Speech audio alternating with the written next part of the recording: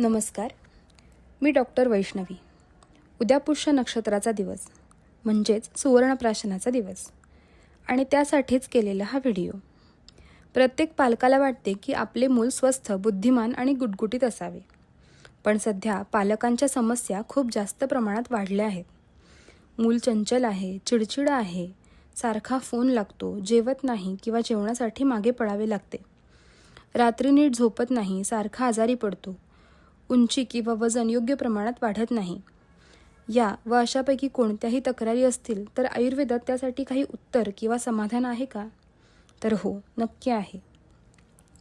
ते आहे सुवर्णप्राशन. सुवर्णप्राशन म्हणजे काय तर 16 संस्कारांपैकी एक महत्त्वाचा संस्कार, जो बालकाच्या निरोगी वाढीसाठी अत्यंत उपयुक्त आहे.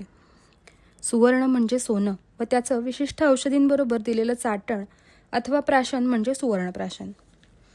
पूर्वीच्या काळी सोन्याच्या काडीने वेखंड आणि मधाच्या सहाय्याने बालकाच्या जिभेवर ओम लिहिले जायचे. परंतु काळाच्या ओघात ही परंपरा लोप पावली. म्हणूनच सोन्यासोबत या सर्व औषधींचे मिश्रण करून बाळाला प्रतिकार शक्तिवर्धक म्हणून दर महिन्याला दिले जाते. त्याला सुवर्णप्राशन असे म्हणतात. यामध्ये औषधींनी सिद्ध तूप, मध व सुवर्ण यांचा समावेश होतो. सुवर्णप्राशन कधी द्यावे? सुवर्णप्राशन हे दर पुष्य नक्षत्राला दिले जाते. पुष्य नक्षत्र दर 27 दिवसांनी येते. वेदानुसार नक्षत्रांचा राजा असणारे असे नक्षत्र आहे. पुष्य म्हणजे पोषण करणे. या दिवशी ग्रहणशक्ती, धारणशक्ती ही सर्वाधिक असते. शक्ती व ऊर्जा देणारे असे नक्षत्र असल्याने या दिवशी केले जाणारे कोणतेही काम अधिक फलदायी होते. म्हणून या दिवशी आवर्जून बाळाला सुवर्णप्राशन करावे. सुवर्णप्राशन कोणत्या वयोगटामध्ये केले जाते? तर सुवर्णप्राशन 0 वर्ष ते 16 वर्ष वयोगटापर्यंत केले जाते. गर्भिणींनी देखील सुवर्णप्राशन केल्यास त्यांना अपाय होताना दिसत नाही. उलट त्यांचा पुढील होणाऱ्या बाळावर अतिशय उत्तम असा फायदा होताना दिसून येतो. सुवर्णप्राशनामुळे मुलांना काय काय फायदा होतो? त्यांची रोगप्रतिकारक शक्ती वाढते, आकलन शक्ती सुधारते, वाचा सुधारते. म्हणजेच बोबडे बोलणाऱ्या, अस्पष्ट बोलणाऱ्या मुलांमध्ये वाचा सुधारण्यासाठी खूप मदत होते. मुलांची कांती सुधारते, पचनशक्ती सुधारते, उंची आणि वजन योग्य प्रमाणात वाढते. दात येताना मुलांना काही त्रास होत असेल तर तो त्रास कमी होण्यास मदत होते. हवामान बदलामुळे होणाऱ्या आजारांपासून बालकांचा बचाव होण्यासाठी मदत होते. एकूणच इतर मुलांच्या तुलनेत ज्यांनी नियमित सुवर्णप्राशन घेतले आहे अशी मुले अधिक बुद्धिमान, तल्लख आणि उत्तम प्रतिकारशक्ती असणारी असतात. काश्यपांनी सुवर्णप्राशनाचे फायदे सांगताना 6 महिने सलग सुवर्णप्राशन घेणारी बालकं ही श्रुतधर आहेत असं म्हटलं होतं. श्रुतधर म्हणजे एक पाठी, ऐकलं आणि लक्षात राहिलं, अशा पद्धतीने त्यांची वाढ होते. सुवर्णप्राशन देताना पालकांनी काय काय काळजी घ्यावी? शुद्ध, शास्त्रोक्त, ग्रंथोक्त पद्धतीनं बनवलेलं खात्रीशीर असं सुवर्णप्राशनच मुलांना द्यावं. कोणी वैद्य स्वतः हे सुवर्णप्राशन बनवत असतील तर तुम्ही त्यांच्याकडून हे घेऊ शकता.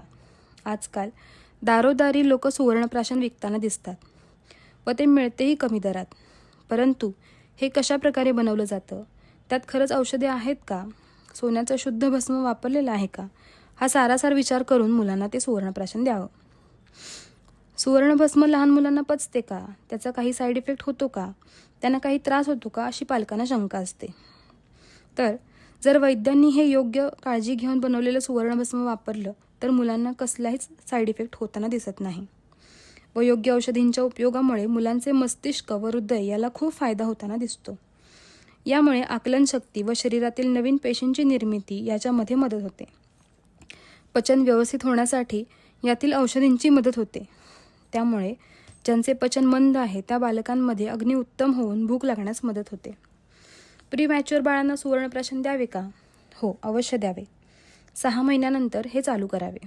यामुळे शारीरिक व मानसिक अशा दोन्ही वाढी उत्तम होताना दिसून येतात.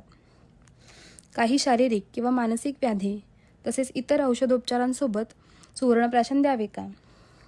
तर हो, इतर औषधी चालू असताना किंवा इतर आजार असताना सुवर्णप्राशन देऊ शकतो. कारण यातील घटक पाचक तसेच सुवर्णभस्मामुळे सूक्ष्मगामी असतात. त्यामुळे इतर आजारांवर देखील याचा फायदा होताना दिसून येतो. मात्र अशावेळी औषधांचा डोस व प्रमाण हे वैद्यांच्या सल्ल्याने ठरवावे. सुवर्णप्राशन सुरू केल्यावर पालकांनी काय काय निरीक्षणे करावीत? अशा बालकांमध्ये बालकांची भूक सुधारताना दिसते. बालकांची चंचलता कमी होते, मुलांची ग्रहणशक्ती वाढते, एखादा विषय समजून घ्यायची क्षमता वाढते, आकलन शक्ती वाढताना दिसून येते.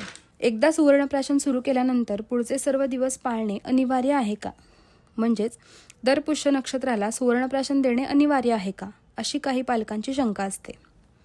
तर हो, दर पुष्य नक्षत्राला 27 दिवसांनी हे दिल्यास सलग 6, 10, 12 महिन्यांनी मुलांमध्ये लक्षणीय फरक दिसून येतो.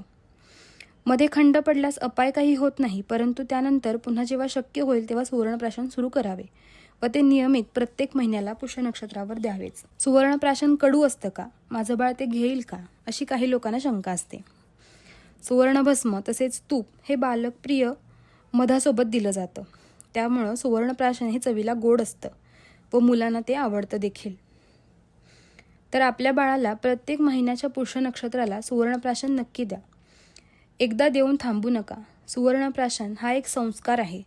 संस्कारोही गुणांतर्धानम असं चरक म्हणतात. म्हणजेच संस्कारामुळे गुणांमध्ये बदल घडवता येतो, चांगले गुण निर्माण करता येतात. चांगल्या गुणांना अधिक चांगले बनवण्याची शक्ती संस्कारातच आहे आणि हा संस्कार नित्यनेमाने नियमित झाल्यास त्याचा साक्षात्कार होताना दिसतोच. येत्या पुष्य नक्षत्राला आपल्या बाळाला सुवर्णप्राशन नक्की द्या.